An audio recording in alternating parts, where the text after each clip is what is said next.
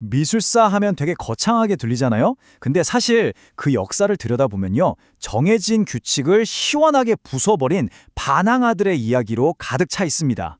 오늘은 바로 그 사람들, 규칙을 깨고 예술의 흐름을 완전히 바꿔버린 그 짜릿한 반란의 이야기 속으로 한번 들어가 보려고 합니다. 자, 이 말을 한번 들어보세요. 이건 뭐 완성된 그림도 아니고 그냥 인상 쪼가리잖아. 이게 믿어지세요?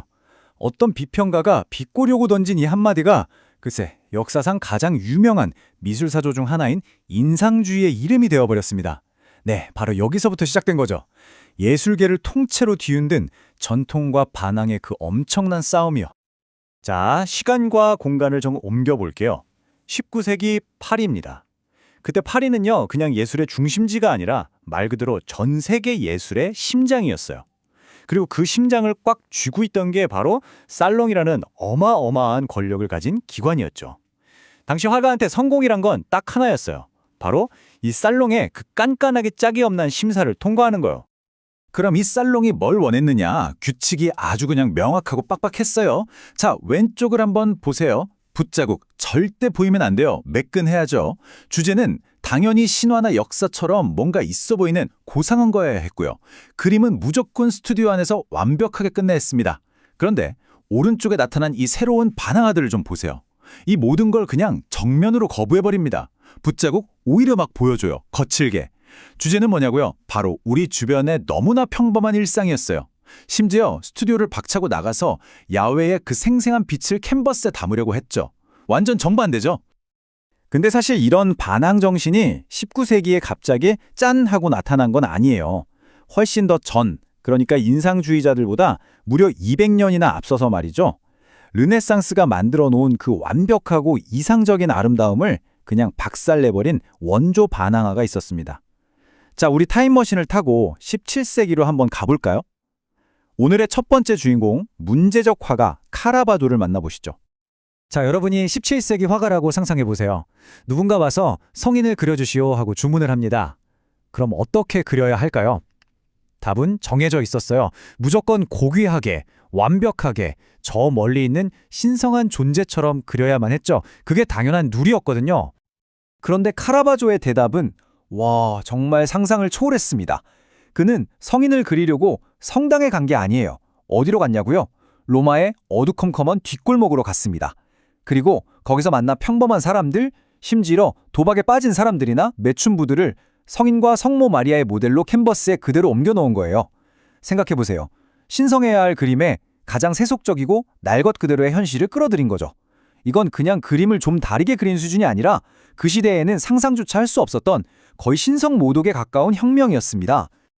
그의 가장 강력한 무기가 바로 키아로스쿠로라는 기술이었어요. 이게 이탈리아어로 빛, 즉 키아로와 어둠, 오스쿠로를 합친 말이거든요. 이름 그대로 그는 빛과 어둠을 정말 극단적으로 대비시켰어요. 마치 어두운 연극 무대에 스포트라이트 하나가 쨍 하고 비추는 것처럼요. 이 엄청난 긴장감, 이 극적인 효과, 이게 바로 카라바조의 시그니처였고 곧바로 바로크 시대 전체를 대표하는 스타일이 됩니다. 자, 한번 정리해볼까요? 카라바조의 반란은 이거였어요. 첫째, 충격적일 만큼 적나라한 리얼리즘. 둘째, 도시의 가장 낮은 곳에 있는 사람들을 그림의 주인공으로 삼는 파격. 여기에다가 극적인 빛과 그림자로 그냥 게임을 끝내버린 거죠. 전통을 완전히 뒤흔든 겁니다. 재밌는 건 실제로 그의 삶도 그림만큼이나 격렬했어요. 폭력 사건에 휘말리고 도망자 신세가 되기도 했죠.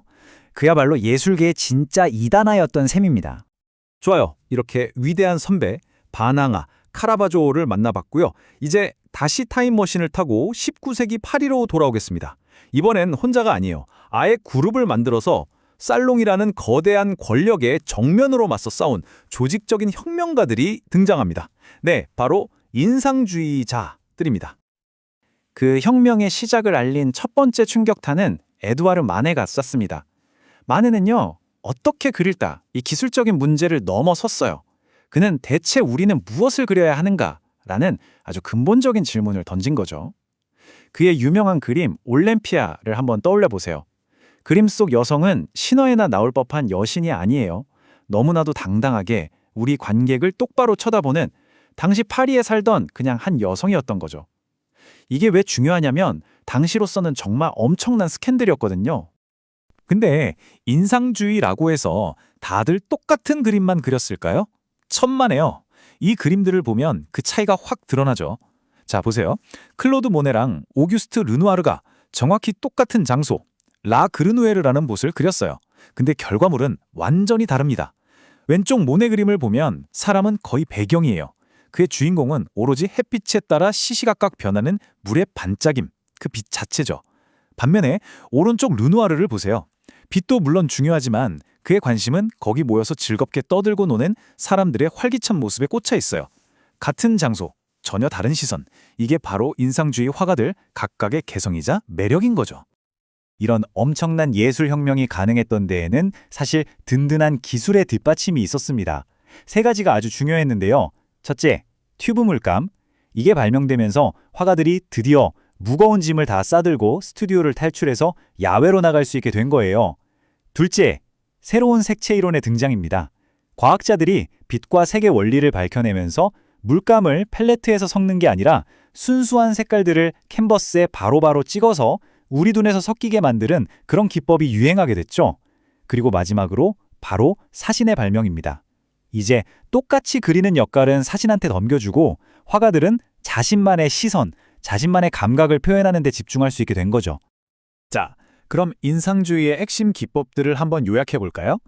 붓자국은 일부러 보이게 쓱쓱 그리고 주제는 우리 주변의 평범한 일상에서 찾고 결정적으로 야외로 나가서 끊임없이 변하는 빛과 색을 잡아내는 것.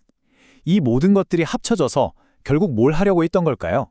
바로 그 순간, 찰나의 시각적 느낌, 눈에 딱 들어오는 바로 그 인상을 붙잡으려고 했던 겁니다. 그래서 이름이 인상주의인 거죠. 결국 어떻게 됐을까요? 그렇게나 많은 조롱과 비난 속에서 시작됐던 이 반란은요, 미술의 역사를 그냥 영원히 바꿔버렸습니다. 한때는 규칙 파괴라고 손가락질 받던 것들이 어떻게 새로운 기준이 되었는지 그 놀라운 과정을 한번 따라가 보죠. 이 흐름을 보면요, 이 반란이 그냥 한 번에 끊는 게 아니라는 걸 알 수 있어요. 일종의 계보가 있는 거죠. 1600년대에 카라바조가 쏘아올린 극적인 리얼리즘이라는 공이 1863년에 마네의 도발적인 작품으로 이어지고요.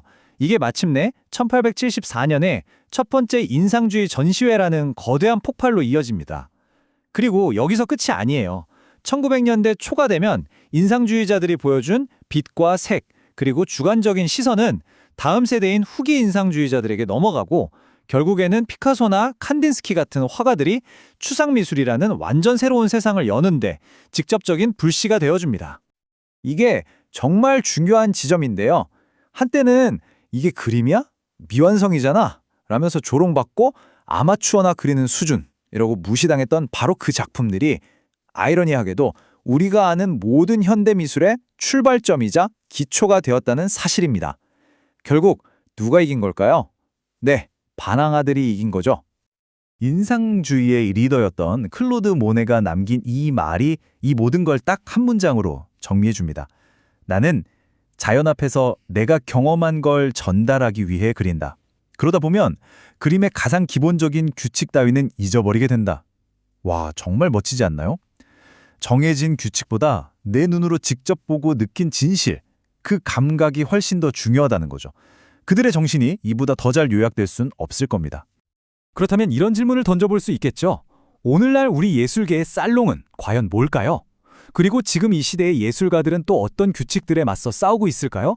카라바조부터 인상주의자들까지 이 반항아들의 이야기는 시대를 뛰어넘어 우리에게 아주 중요한 사실 하나를 말해주고 있습니다.